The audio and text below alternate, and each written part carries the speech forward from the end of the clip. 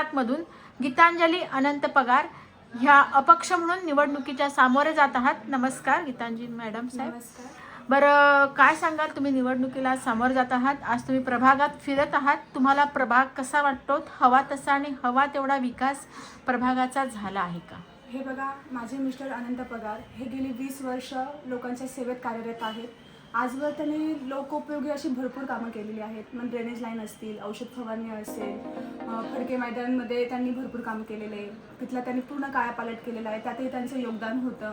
दैनंदिन सामाजिक अडचणी असतील, पाणी, लाईट, वीज जे काही आहे, ज्या ज्या समस्या त्यांच्यासमोर येतात ते एका फोनवरती कामं करतात। आज एक जागरूक नागरिक या नात्याने मी या उमेदवारीमध्ये माझा अर्ज भरला निवडणुकीमध्ये। आज आपल्याला राजकारणी लोकांच्या मनातला चेहरा उमेदवार म्हणून द्यायचा नसून लोकांच्या मनात कुठला चेहरा आहे, एक त्यांचा लीडरशिप कोण करू शकतं, एक चांगला नगरसेवक कोण असू शकतो, हा निर्णय जनतेचा असतो। त्या निर्णयाचा मी मान ठेवून मी हा माझा अपक्षातून उमेदवारी अर्ज भरलेला आहे। अच्छा, पण आता ह्या निवडणुकीला तुम्ही सामोरे जात आहात, पण आता जी सध्याची राजकीय घडामोडी सुरू आहे, जे राजकारण आहे सध्या जे काही सुरू आहे, तर त्याबाबत तुम्हाला काय वाटतं? खरोखरच हे योग्य आहे का? नाही, हे योग्य नाही। कारण हे स्थानिक लेवलचं निवडणुका असतात, यामध्ये लोकांच्या भावना गुंतलेल्या असतात। लोकांच्या दररोजच्या अडीअडचणी कोण सोडवतं ते त्या दृष्टीने विचार करत असतात। त्यांच्या एका हाकेला कुठला उमेदवार धावून येतो हा त्यांचा चॉईस असतो। आज त्यांचा चॉईसच काढून घेतला गेलेला आहे, त्यामुळे त्यांच्या मनामध्ये कुठला उमेदवार त्यांना अपेक्षित होता हा त्यांच्यापर्यंत प्रश्नच गेला नाही। त्याच्यामुळे ह्या बिनविरोधित निवडणुका ज्या होत आहेत, हा प्रकार मला मान्य नाही आहे। ह्या चॉईस सर्वसामान्य नागरिकांचा होता, जो त्यांना मिळायला हवा होता। आज उमेदवार आणि मतदार यांना झिरो किंमत झाली आहे। आज जे राजकारणी लोक बोलतात आमचा विजय हा बिनविरोधी झालेला आहे, हा विजय बिनविरोधी असूच कसा शकतो? EVM मशीनवरती नोटा हा प्रकार आहे। मी सर्व जागरूक मतदारांना विनंती करते की त्यांनी इलेक्शनला बाहेर पडा, वोटिंगला। तिथे तुम्ही नोटाचं ऑप्शन आहे, तिथे तुम्ही तुमचं मत देऊ शकता। आणि हे जे बोलतायत की आम्ही बिनविरोधी आलं, बिनविरोधी, त्यांना खरं दाखवा की विरोध काय असतो, त्यांना त्यांची जागा दाखवून द्या। सध्याचं पर्व हे विकासाचं आहे, विकासाच्या दृष्टीने वाटचाल सुरू आहेत। प्रभागाचा विकास झाला की आपाप शहराचा विकास होतो। ह्या दृष्टीने प्रभागाचा विकास कशा पद्धतीने आपल्याला करता येईल? तुम्हाला काय वाटतं की कुठल्या योजना इथे आणता येऊ शकतील? की गव्हर्नमेंट वेळोवेळी सर्वसामान्य माणसांसाठी वेगवेगळ्या स्कीम काढत असतो।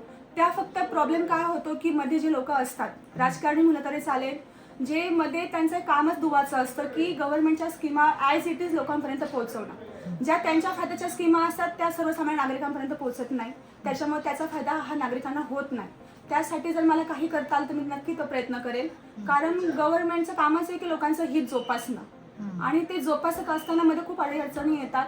त्या अडीअडचणींचा मी नक्कीच पाठपुरावा करण्याचा प्रयत्न करेन। तुम्ही एक महिला आहात, महिलांच्या पण बऱ्याचशा काही समस्या असतात, त्या महिलांजवळच काही बोलू शकतात किंवा त्यांचं आर्थिक शोषण होत असतं, मानसिकता, तर ह्या सर्व समस्या तुम्ही कशा पद्धतीने सोडवू इच्छिता? मी महिलांचं कसं असतं, महिला काही गोष्टी ओपनली बोलू शकत नाही। ज्या काही माझ्यापर्यंत त्यांच्या समस्या येतात, नक्कीच मी त्याचा पाठपुरावा करेन। पण आता सातत्याने जर आपण समाजामध्ये बघितलं की लैंगिक अत्याचार हा खूप मोठा समस्या आपल्यासमोर येते, की त्यासाठी मी सांगेल की आज सगळ्यांनी आपल्या घरामधून मुलांना, आपल्या समाजामध्ये प्रत्येकाला आपण एक चांगला संस्कार देण्याचा प्रयत्न करावा। मुलांवरती, आपल्या लहान मुली असतील, त्यांना आपण त्यांचं सेल्फ डिफेन्स कसं त्यांना करता येईल या दृष्टीने आपण सगळ्यांनी लक्ष दिलं पाहिजे। मुलींवरती आपण असं नसं कंट्रोल ठेवला पाहिजे, असं नाही मी बोलणार आहे, पण त्यांच्या सेफ्टीच्या दृष्टीने आपल्याला काय करता येईल एक पॅरेंट्स म्हणून, कारण समाज हा नंतर येतो, पॅरेंट्स हे अगोदर असतात। त्याच्यामुळे लहानपणापासून आपल्या मुलांना आपण असं घडवा की ते स्वतःचं प्रोटेक्शन करू शकतील। त्यासाठी जर मला काही करता आलं तर मी नक्कीच प्रयत्न करेन। बरं, 15 जानेवारी रोजी मतदान आहे, तुम्ही मतदारांना काय आवाहन करू इच्छिता? तुम्ही तुमच्या मनातील चेहरा तुमच्या समोर आणा, जो तुमच्या कामा पडतो, जो तुमच्या एका हाकेवर तुमची कामं करू शकतो। कारण ह्या इलेक्शनमध्ये स्थानिकच उमेदवार असतो, कुणी बाहेरचा नसतो। त्याच्यामुळे ते एक सरासरी इव्हॅल्युएशन करू शकतात की कामं करणारे चेहरे कुठले आहेत, एसीची हवा खाणारे कुठले चेहरे आहेत, बलाढ्य कोण आहे, धनवान कोण आहे आणि श्रमवान कोण आहे, ह्याचं इव्हॅल्युएशन एक सर्वसामान्य नागरिक अगदीच करू शकतो। त्याच्यामुळे त्याबद्दल मी काही बोलणार नाही। जनता जो निर्णय घेईल तो मला मान्य असेल। त्यांना आव्हान करू इच्छिते, मी सौ गीतांजली अनंत पगार, एक अपक्ष उमेदवार, प्रभाग क्रमांक 7 क मधून, माझी निशाणी सिट्टी आहे। सर्वांनी मला शिट्टीसमोरील बटन दाबून भरघोस मतांनी विजयी करा आणि आशीर्वाद द्या.